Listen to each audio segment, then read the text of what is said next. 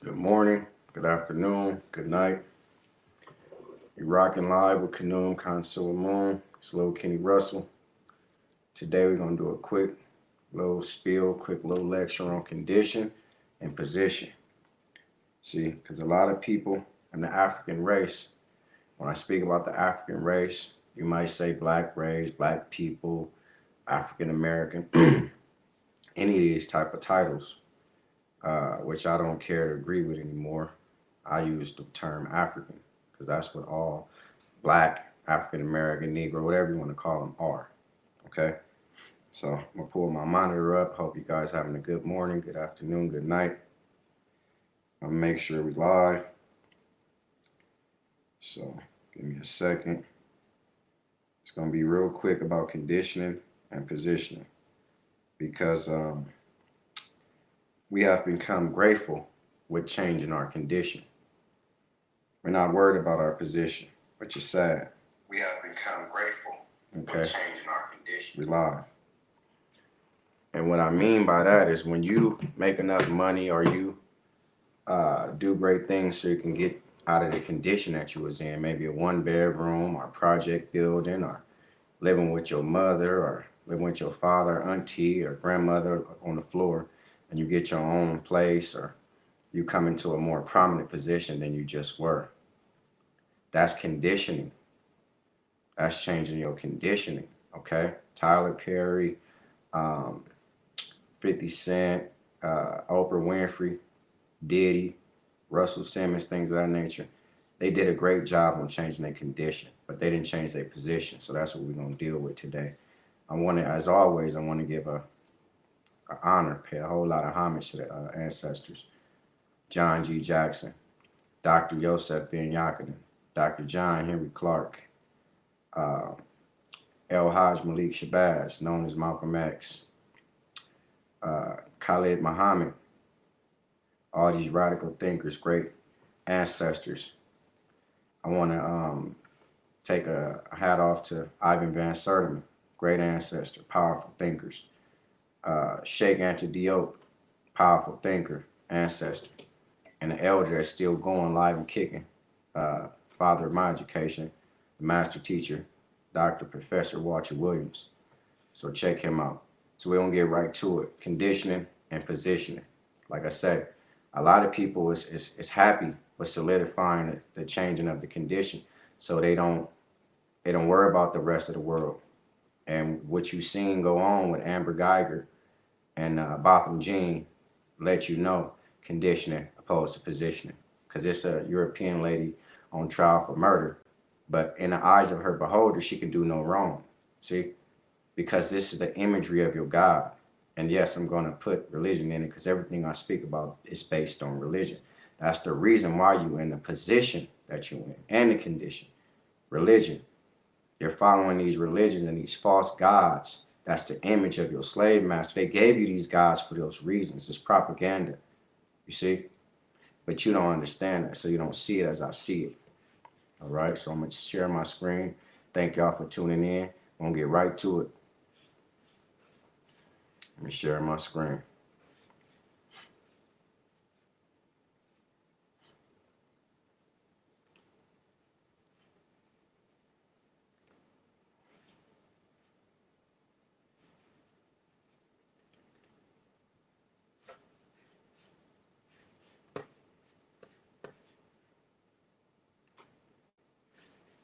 Let's go.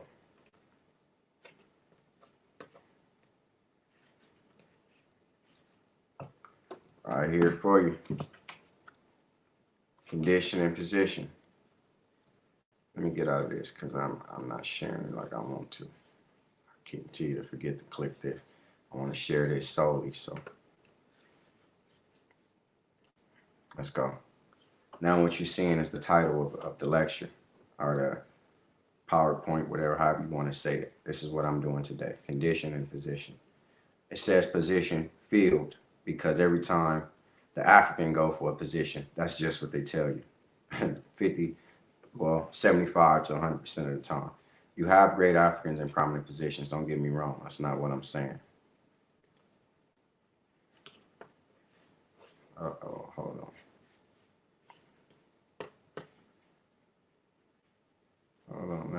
seeing something at the bottom I didn't want to see. Okay. So let's go. This is a quote from Dr. Walter Williams. Facts, which are stronger than arguments, more profound than reasoning, more dependable than opinion, silences disputes, supersedes predictions, and facts always ends the arguments, if you know the facts. Again, unless you're talking to a fool. A fool is the only person in the world that knows everything. And he's not going to let you give him no fact when he's standing there with just his belief, faith, and hope that he's right. See, belief is okay if that's all you have. But if you have facts, you tend to not want to side on the side of belief anymore. I don't really like to use that term anymore. Belief and the believer is used for the terms in religion, like God. You're a believer. I have belief. You don't have any facts. Okay, these is two definitions. The definition of condition and position. Condition, you can look it up. This is the fourth part of the definition. A state of being, the human condition. Like I said, this is a state of being where you, however your condition was, as far as like I stated before, whether you eating out of a trash can, I hope not, whether you eating wherever you can get free food at, or whether you sleeping on floors, cots, wherever, that's condition. Position, social or official rank or status. This is the problem that the African is having. We have no positional rank in this country. Okay, that's what I'm bringing to you. That's first and foremost. Position, social or official rank or status. You have none of this in this country, America, because you was brought here for a job. You was not brought here for equality. You had to fight for that, and you still don't have it today. Let me continue. Okay. Almost 8 years after Barack Obama's election as the nation's first black president, an event that engineered a sense of optimism among many Americans about the future of race relations. Series of flashpoints around the U.S. has exposed deep racial divides and reignited national conversation about race. Just an African man becoming a president has reignited all this. A Pew Research Center surveys find profound differences between blacks and whites.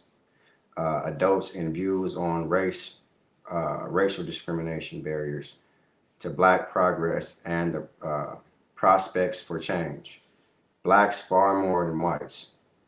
Say black people are treated unfairly across different realms of life, from dealing with the police to applying for a loan or a mortgage. And for many blacks, racial equality remains an elusive goal. This is saying for many blacks, they don't see any equality, racial equality. It becomes an elusive goal. Every time we try to obtain it, it's so elusive, it's slippery. It slips right out of our hands, equality. But we never had it in our hands. So I don't want you to think that we had it once and we lost it. We've never had it. We've never been given equality. Okay? An overwhelming majority of blacks, see, 88%, you're only left with 12%, would make up 100, says the country needs to continue making changes.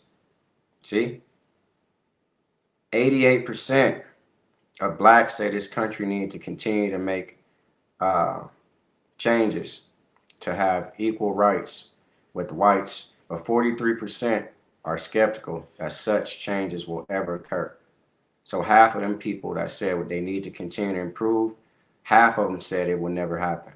An additional 42% of blacks believe that the country will eventually make the changes needed for blacks to have equal rights with whites. Now those are Uncle Toms, the house niggas, excuse my language, for lack of a better term, but I want to be straight down the middle with you. These are the house niggas that's talking like this. They believe that it will happen. I'm not under that same understanding, and I don't care how you take that. And just 8% says the country has already made the necessary changes. So this is a coon of a coon. This is a nigga of a nigga. This is a European bootlicker, shoe shiner, tap dancer, whatever you want to use these terms. A chicken pecking Uncle Tom, as Malcolm once stated. That's who's saying this. Oh, the country is fine. We can live like this forever. When you just seen Amber Geiger blow a man's head off last year in his own home and got 10 years for murder. But you have another gentleman who killed the police dog. He's an African. He got 45 years for killing a dog. So in this country, a dog now, I understand a police dog, he rounds as a police. He's a police officer. But this is a dog we're speaking about. His life has more merit in this country than an African life. See? And you come out with the Black Lives Matter and all these things. They don't care about, they make a mockery of things like this. I'm fighting for the Africa to eradicate all this nonsense. You need to know who you are so you can know who you are. Let me continue. Now, all these dear gentlemen, all these are dear brothers. These are elders. They're older than me. These are elders, profound people when it comes to the entertainment world. But what they have done is change their condition. Got Eddie Murphy, you got Denzel, you got Morgan, you got Russell, you got Martin, dear brother Martin, you got Samuel. Tyler Perry is doing great things. You got Tiger Woods, a hand-picked chicken pecking Uncle Tom, for lack of a better term. And excuse these blunt references I'm using, but I'm using the terms that the ancestors once used. Oprah Winfrey and Bill Cosby. All these people did great things in conditioning-wise, and they look real good for the African to be prominent. And a lot of these people are esteemed and hold prominent positions. But we're not satisfied with that. What about the common guy getting blown away in his house, Botham Jean? What about Trayvon Martin getting blown away on the streets? What about all these names? I can keep going. Fidel Castro, brother got killed on Facebook. What about the sister they hung? Her name skips me right now, but you know who I'm speaking about. The sister that went to prison, they hung her. Beautiful sister. Was an advocate for the same thing that I'm advocating for. Freedom, peace, and equality. But if we can't achieve them things here, we're going to have to jump ship. The same ship they put us on, we're going to have to jump ship and get on up out of here and understand where we are. Okay? About a third of white Americans say Obama has made race relations worse. You see this? So just when you, hey, we got a black president, we own, we feel nice. We finally made our prominent position, and we here, and our position is going to change. These are positional changes when you're talking about a black president, but nothing came of it. Only thing that changed was a condition again. Some people, he gave them jobs, and they had Obamacare. So the condition, again, that's just the way of life, the way you live, and you was able to go get your teeth fixed or go get a checkup. That's just condition. Your position is the same. Made progress toward improving. Tried but failed to make progress. This is a chart. Not addressed, made it worse. So all adults. So here, all adults say he made it worse. A lot of people said he made progress, 34%. 28 said he tried, but failed. See? Now here go whites. Whites said he made progress towards improving, 28%. 24 say tried but failed. 9% not addressed, and 32% of the Europeans say made it worse. See, because when you give an African a prominent position in America, a European's country, see, it makes things worse for the European. They feel like we feel all of a sudden, the underdog. Wait a minute, they run the country. So 32% of them was taken back and said, this is despicable. This only made things worse because they got mad about it. So you need to make that clear. You understand where I'm coming from? And look at the blacks. Made progress towards improving. Half of the world believes that. The black people that they was able to survey. 34% say they tried, but failed to make progress. 9, not addressed. They're not even interested. And only 5% say he made it worse. See? But I have other people that say he made it worse anyway because he didn't make it better, so he made it worse. But blacks believe he did something. Look how large, 51%. The European don't feel that, okay? Let's continue. These are more charts. Perceptions of how blacks are treated in the U.S. vary widely by race. So this is saying, are you treated fairly? saying blacks are treated less fairly than whites in the country. So how are whites treated by the police? What do they think? 50% of them think they treated fairly. 50% of them think they treated unfairly, because it's right in the middle, 50. But you got to understand, when a European get pulled over, and I'm using European, but you might say white man and symbolize it. There's no such thing as white or black men. That's why I don't use the terms like that anymore. But I can use it with you so you can understand where I'm coming from. Whites, this is a European. Blacks, this is supposed to be the Africans. You might say blacks or African Americans, okay? They feel this way even when they get a ticket. Have you ever seen a European or been with a European when they get a ticket? They're taken back that you've been wasting their time. They could be on their way to go chug a whole gallon or keg of beer after he just finished a six-pack. But if you impede his progress, you slow down what he has to do, because they run in the world. They feel like everything they do runs the world. When you pull him over and give him a little slap on the wrist ticket, he say, hey, why did you pull me over? He's taken back. See, we can't take that position. So 84%, only 16% left out of 100, say that we're treated unfairly every time with the police. And you don't have no time to say, hey, what you think you're doing, man? You got few. Those are rebels. Those are rare individuals that speak like that to the police, because you understand he's the only legal guy in the world that's carrying a gun, and he can kill you. So when they tell us to put our hands up, we put them way up. We're most obedient of these savage people with guns. But the European don't see no threat, because he's not getting shot down in the streets. In the courts, 43%.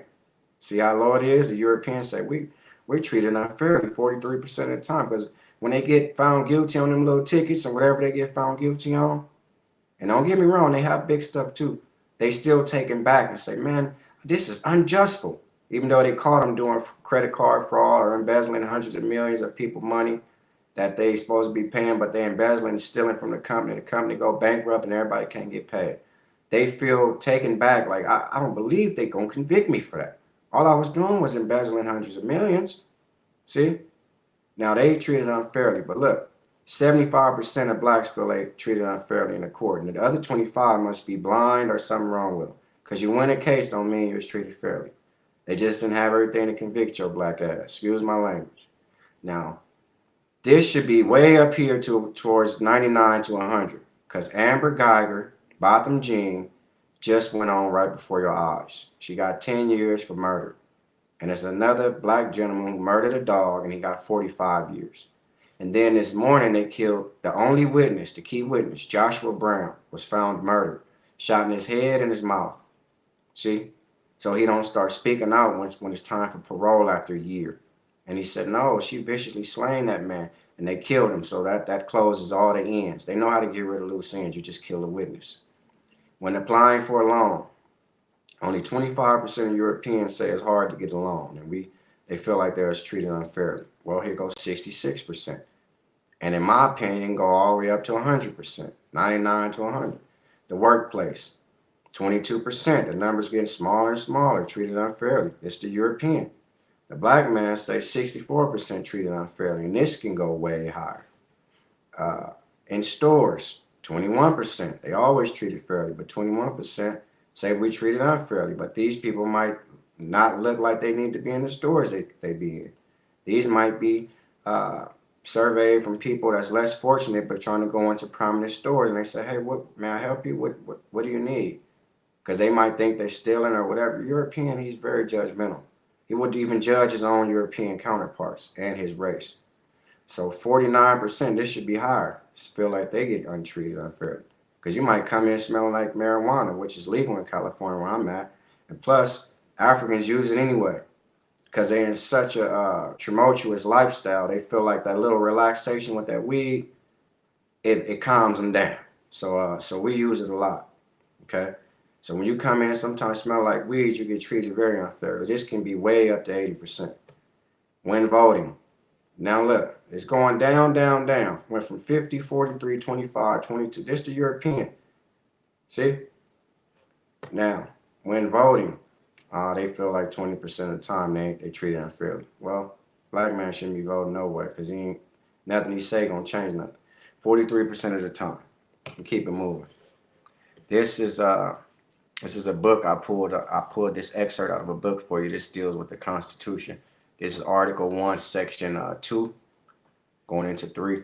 When it categorized black people as chattel, slaves, in a sense, um, stuff that you can sell like property. Okay, right here. Representatives are direct taxes shall be appointed among the several states which may be included within the union, according to their representative numbers, which shall be determined by adding to the whole number. It's talking about whole people, Europeans, of free persons. Only people that was free at these particular times was the European that they cared to count, including those bound to service for a term of years. That's servitude. That's a slave. When they say bound, you understand bound is in a slave position. You're bound. You must do that. Bound to service for a term of years, and excluding Indians. If you look this up, the reason they excluded Indians from being taxed, because this says Indians are not taxed. That means wild Indians. Indians knew the Americans, so they were wild. They couldn't tax them. They couldn't bring them in and tax them. They couldn't use them as slaves. Wasn't many Indian slaves, contrary to what you heard. So this is stating this, and you can look up in layman's term if you don't understand the terminology. This means they couldn't tax Indians because they, in parentheses at the bottom, it says wild Indians. If you look this up, this is how it's broken down in layman terms. So the reason they didn't tax the Indians because they were wild Indians. They knew the Americans. They couldn't grab them. They couldn't capture them. And a lot of times they helped with slave revolts. Not taxed. So 3/5 of all other persons. Who do you think they're talking about? 3/5 were counted. 3/5 of each slave, all the blacks, were counted as 3/5 of a human being. That's what it's saying. Not taxed. 3/5 of all other persons. That's how you was taxed. Okay? So you need to understand this is a constitutional rights. And you can I almost said snapshot. You can screenshot, you can come back, you can listen to it, make sure you take notes, and you can bring this excerpt up and you can ask people about it. And look it up, do your research. Okay? On views of race and equality, blacks and whites are worlds apart. About 4 in 10 blacks are doubtful that the U.S. will ever achieve racial equality. 4 out of 10. Okay? That's pretty high. But you got 6% that think they already are equal to the European, which they're out of their mind. Okay? You're out of your mind anytime you think you're equal with the European. Many blacks are skeptical that the country will eventually make the changes necessary for racial equality. Okay? Whites and blacks. Our country has made changes needed to give blacks equal rights with whites. 38% feel this. 38% of whites feel that the country has already did what it needed to do to make us equal in this country. This is how they really feel. And you see it with your own eyes that you're nowhere near equal. No other race. Everybody else is deemed immigrants. So this is concerning black and whites, African and Europeans. The European is savage. 38% of them said, hey, we already made enough adjustments for them to feel equal. Fuck them. The hell with them. Excuse me. Excuse my language. I want to be straight down the middle with you. 8% of Africans feel that the country, you see this? It should be 1%. They haven't did nothing to make you feel at home. The mere fact that they call you an African American lets you know that you're African and my Americans. You're outside of your culture container. You're outside of your world where you're supposed to be. You are African and my Americans. The mere fact that they address it like that or call you black or Negro lets you know what type of game you're playing. Okay? Our country will eventually make things change, make the changes. So they're more optimistic. The European think they'll make some changes on this. They're more optimistic than this on this. But the African, 42% of them say sooner or later, again, they have a little more hope than they should. It's not going to happen. Our country will not make the changes needed. 11% of the Europeans, because sometimes they be real, they say, you know what?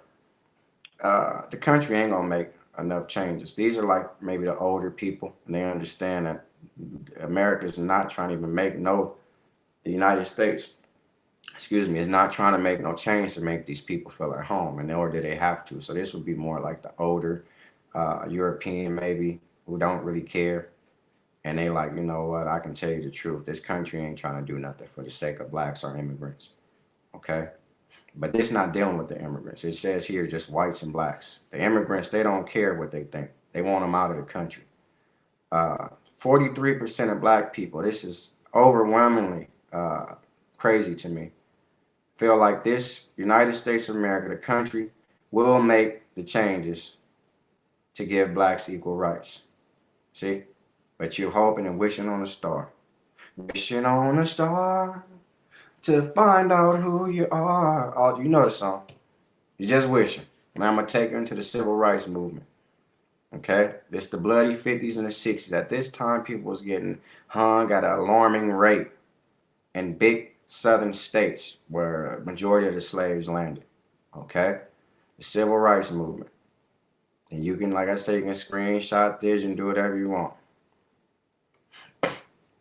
Let's just tell you when it started. 54 to 68.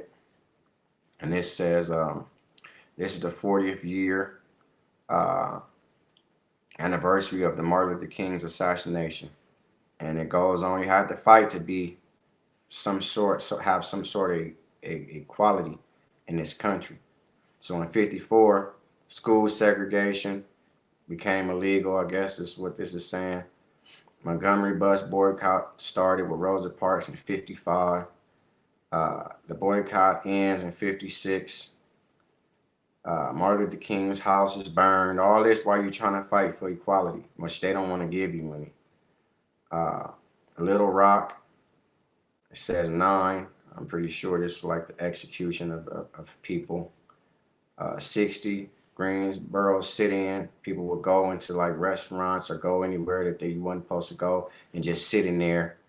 Didn't do nothing but really make them feel uncomfortable. Like, dang, these people want to come into what we have, and so bad they forgetting about all the things that they made for themselves, like the small hotel rooms, like John Henry Clark would speak about.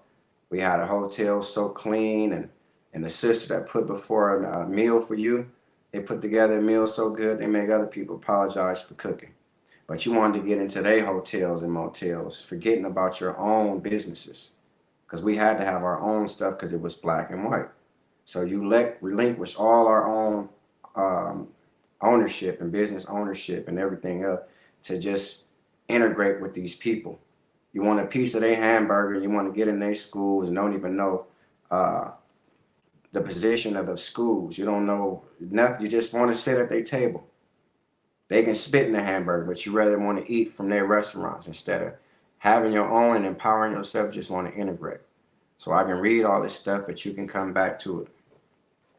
Okay? Lynching is a practice of murder. So now we're going to walk into how it really was unequal. Because they had Europeans being hung, but that was like some person they felt was trying to help these Africans. Okay? Lynching is a practice of murder by a group of people, by extrajudicial action. Lynchings and the United States rose in number after the American Civil War in the late 19th century, following the emancipation of slaves. So, what sent them in an uproar for these hangings to go on a peak at this time is because they end slavery. The decline in the 1920s. They declined in the 1920s. I'm sorry, that's finishing up on that sentence. Most lynchings were of African American men, in southern United States. But women and non-blacks were also lynched, not always in the South. White lynchings of black also occurred in the Midwestern United States and the border states, especially during 20th century, the Great Migration of blacks out of the southern United States. The purpose was to enforce white supremacy. This is the world, you know. They just enforcing it now in other walks of life. and intimidate blacks through racial terrorism, which is still used, according to Ida B. Wells and Tuskegee University. Most lynching victims were accused of murder or attempted murder when they never did it. The body of George Meadows, lynched near the Pratt Mines, Jefferson County, Alabama, 1889, January 5th. May the ancestor rest. George Meadows. Okay. Lynching of Jesse Washington in Waco, Texas on May 15, 1916. See? A postcard shown. May the ancestor rest. Showing the 1920 Duluth, Minnesota lynchings. 2 of the black victims are still hanging while the 3rd is on the ground. So you got 2 here and 1 here dead on the ground. See, may the ancestors rest. Now, during these times, and I put this young brother in here so you can understand still the condition that you're in. He was at some peace rally, probably got a little too radical, and look how they doing it. Ain't nothing wrong with what they doing. They carrying out their job. This is how they supposed to treat the African. Look at these people. See, they oppose everything going on in the civil rights movement. This comes from the civil rights movement. See? We oppose race mixing in schools. Forced integration creates racial hatred. And they all sure, they proud. These women, prominent people. This is cotton picking, which many of our grandparents have done. I don't care what you want to talk about, servitude and plantation getting paid for. Do you see any Europeans in this picture? No. And you have to search far and wide to find Europeans who pick cotton because they wanted to. So let's please stop that nonsense. This was a black thing. They didn't want to pick their own cotton, so they used, for lack of a better word, niggers, they called a nigger, to do it, the African. And may our ancestors find refuge in the afterlife. Jim Crow laws for use by white persons. These public premises and the amenities thereof have been reserved for the exclusive use of white persons. Okay. In 1890, Louisiana passed a law requiring separate accommodations of colored and white passengers on railroads. Louisiana law distinguished between white, black, and colored. That is, people of mixed and European and African ancestry. The law had already specified that blacks could not ride with white people, but colored people could ride with whites before 1890. So colored is something different than black. See how they categorize all that? And none of it mean anything. Colored and black, that's all that nonsense. They don't say African. A group of concerned black, colored, and white citizens in New Orleans formed an association dedicated to rescinding the law. The group persuaded Homer Plessy to test it. He was a man of color who was a fair complexion and 1/8 Negro in ancestry. So he went on there to test what they said if they put an end to it. Okay. Use Africans as lab rats. According to the Tuskegee Institute, 4,743 people were lynched between 1882 and 1968. So 1968 has not even been 100 years ago. Okay, you really need to understand that. This is the 20th century. 1968, okay? 2 years, that's 70, 80, 90, 100, 2,000. This is nothing but 40 to 50 years ago. See? When we're still being lynched. The United States, including 3,446 African Americans and 1,297 whites. Probably were interracial and things like that, or integrated couples. More than 73% of lynchings in the past Civil War period occurred in the southern states, according to the Equal Justice Initiative.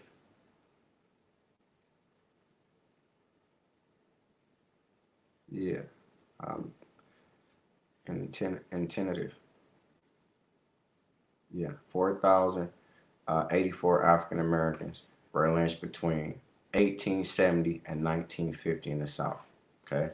These are more of our African brothers and sisters.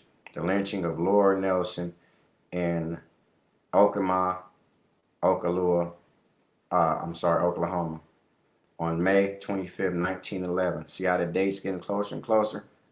This only makes 108 years ago. Six African American men, but they Africans, lynched in Lee County, Georgia, 2016. 2016. Boy, they lynch you now, though, but they're doing it in a different way, shootings and stuff like that, and kidnapping you and putting you in human trafficking. Um, on January 20th, 1916. So that's 100 years ago, 102 years ago, 103. Okay, this is a sad story. This Emmett Till. You can look Emmett Till up. He went to Money, Mississippi to visit, and they say he whistled at a white lady, which the lady was 95-year-old Joy Bryant. She before she died, she said he never did it. Emmett Lewis Till, July 25th, 1941, August 28th, 1955. The brother was only 14 years old. May the ancestor rest.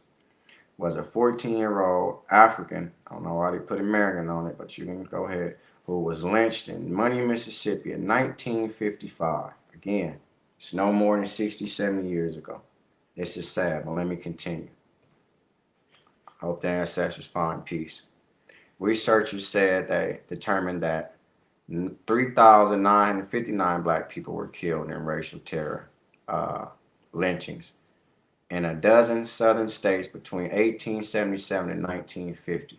But if you go back here, it was still lynching you in 1955. This happened in Money, Mississippi. Okay? The new number includes 700 people who were not named in previous works. See? Seeking to comprehensively document the toll the authorities wrote. Some of those previous studies were conducted at the time when lynching was still an ongoing phenomenon. A day before Scott was killed, police in Tulsa, Oklahoma, released several videos depicting the death of Terrence Crutcher. The 40-year-old was shot and killed by police on Friday after officers saw his SUV in the middle of the road. Initially, the police department said Crutcher had not followed orders to put his hands up. So this is the new lynchings. I put this in there. So this is from people being shot and killed. Okay.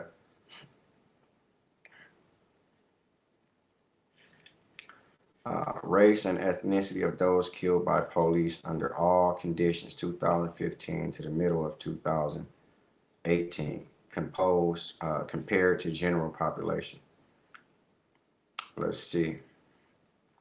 So blacks killed by the police right here, 2018 census estimates. So these are the estimations. I'm sorry. 61%, 13, and it tells you what it is. So in 2018, 41%. Let's see, where is this?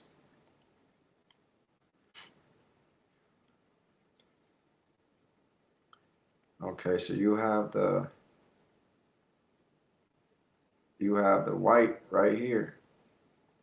Whites were murdered more. Okay, so if I'm not mistaken, black has this line around it, white has this. So other, Hispanic, where's Hispanic? This, and black. Oh no, this is other. I'm sorry. So I'm not sure how to read this chart, but I'm believing that it's saying on this one, I might have pulled this wrong chart. So this is saying more whites were killed, if I'm understanding that correct. Okay, but if this is true, they don't show this. What we see is if this is only 20% blacks murdered, in the first half of 2018, is that if that's what it's saying, they never show any of this. Why they don't show on any of these Europeans? So they just probably put this together so you can understand that in that matter. Okay. So this chart is not to be disregarded, but I don't know what reason I use it for. I know I'm reading it correctly. So this is saying this percentage were killed, if I'm not mistaken. Race and ethnicity of those killed by police under all conditions, 2015, compared to the general population. So again, I don't know what this is about. In general population, I don't know why I used that. That's my bad. But like I said, if this is the European saying they murdered more Europeans, let me go back. Sorry about that. They never show this. We only see this so you can be horrified and the public with it. They want you to understand that. So if this is more Europeans being murdered than Africans, they don't show you this, and that would be far-fetched because the outcry of Europeans getting shot down in the street, trust me, every police badge would be in jeopardy. So I'm not sure why I use this, but you don't have to disregard it, but it doesn't speak to my topic. And I must have been putting this here so fast I didn't see what I was doing. It says 26%, 24, 23, 20. And this whole chart, I'm not even sure what this means. So again, I must have picked this going too fast. Now, this is the position that we were in, because I just showed you the position you're in. Position is social status and things of that nature, if you go back to the definitions. So socially and in a position or rank, you are nobody in this country, because they let you understand that the Negro, the Black, the African American, his history starts with slavery. See, this is why I don't choose to use these terms anymore. Now, the African, what you are, because that's what they came in and took and brought to the Americans to build a new world. This is who you're looking at, okay? This is the richest man on the planet who's ever come anywhere. They didn't count the pharaoh's wealth, but this person right here is deemed as the richest man in the world. You can look him up, King Mansa Musa. See, they named him Emperor Moses. It wasn't important. Milan King, ruling from 1312 to 1337. That's the 14th century. He was a Mali influence once over the Niger city states of Timbuktu. See, this Mansa Musa is the 14th century of the Common Era. Now this, on the other hand, this is dear brother Ramesses the Great, King Ramesses II, also referred to as Ramesses the Great, was the third Egyptian pharaoh of the 19th century. Okay, he reigned from 1279 BCE, before the Common Era, to 1213 BC.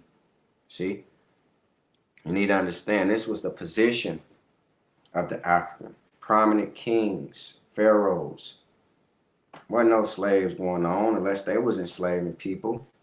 And in a type of personality and a type of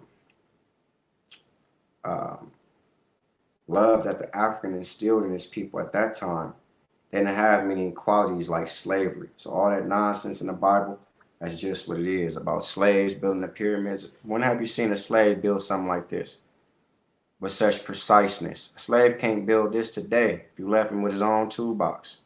If he knows nothing but slavery, how can he put something together this prestigious? This stuff is over 7,000 to 10,000 years old, regardless to what this say. See, because it's just the European chronology, because it must match the Bible. Now you're looking right here. This is Newt.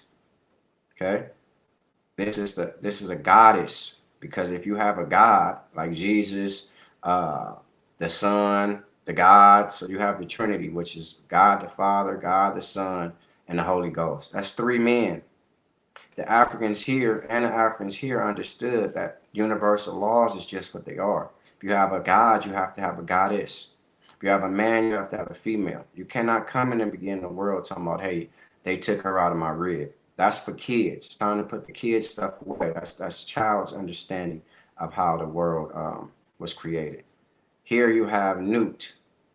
She's the sky god. She's the heaven. She's the goddess of the sky and the heaven. You understand the type of esteem they give to a woman? The first gods were goddesses. You understand that? So now what Newt does, Newt's in charge of bringing the sun up. She swallows it through her mouth. It makes a 360-degree access come back through her womb. She rebirths it out through her mouth again, over and over. This is the type of power and the understanding that these Africans, these people here, the Egyptians gave the woman. So when a European fights for women equality and Africans get wrapped up in, we want women equality. No, it was always equality in Africa. Some of the greatest people on the planet were the queens. You need to really understand that. Nut was the goddess of the sky and all heavenly bodies, okay? They use this as symbolism. Now we understand that this is not a real woman spitting out the sun. You can't even touch the sun, okay? So this is a symbolic culture which used for spiritual and spirituality reasons, for uplifting your spirit. They telling you that a woman has this type of power because a woman births she births life source. She gives birth to the child. She's the first teacher of the child. So the African understand it from that standpoint, but the European, he don't. He has a small mind. I'm the man. I made you. You nothing to me. That's insubordinate. I mean, the woman has no equality. They fighting for women's rights and things of that nature. Because you can't show me nowhere in Europe where a woman was standing alongside of her man. Can't show me nowhere in Europe. So let me continue reading this. A symbol of protecting the dead when they enter the afterlife. According to the Egyptians, during the day, the heavenly bodies, such as the sun and moon, would make their way across her body. Then at dusk, they would be swallowed, pass through her belly during the night, and be reborn at dawn. So do you understand the type of power they esteemed on the women? You don't see a man holding a man up here. And this is her husband, Geb, the earth god. See? This is the sky and the heavenly goddess. This is Shu, the father. This is Khnum. Khnum makes men from his potter's wheel. That's a part of my name, Khnum. See? So you have to understand that. This is the type of power that women had. And this is the type of position and condition that we were in before these people came and took us from our land, took us from our natural language, took you out of your culture container. You don't see no culture like this anymore because they told you that this is paganism. To put the woman first is pagan. Let me come out of here because I want to talk to y'all now. Let me come on out of here. Okay. Let me stop screen sharing. Yeah, there we go. We back. Let me talk to y'all. So it's pagan to put your woman first. It's pagan to have symbolisms about things that you cannot understand. It's of an unworldly, unearthly type of understanding. So we use symbolism. That's paganism. But it's not pagan to worship and pray to men. You see no pagan implications there. To pray to a white man when everybody on the planet is anything other than white. Do you think the Jewish, the European, anybody would take their kids to a big black god, a Shaka Zulu god with dreads, dead hanging on the cross, and they would bring their Jewish and European kids in there to pray to them? No. So don't start thinking it. No. Okay, because if so, everybody should convert to Rastafari. Rastafari, the god is black. He's Haile Selassie, and he's lighter than me. So go convert to that if you believe that it's so much equality in this Jesus thing. Do you think that the world would be worshiping a black god? They would have been ended it. So that's what they did. They teach you away from ancient Egypt so you don't have the understanding of your ancestors. We really need to understand ancestral worship, like I said before. I thank you guys for tuning in. The stuff that I keep learning, I I learn everything all the time. I learn a whole lot of stuff every day. I'm going to continue to share with you and bring it to you. See, took me 2 years to find all this stuff out. I'm bringing it right to your doorstep, right to your phone. All you have to do is access it and go get it. It's Lil Kenny Russell, Canoon Consul Moon.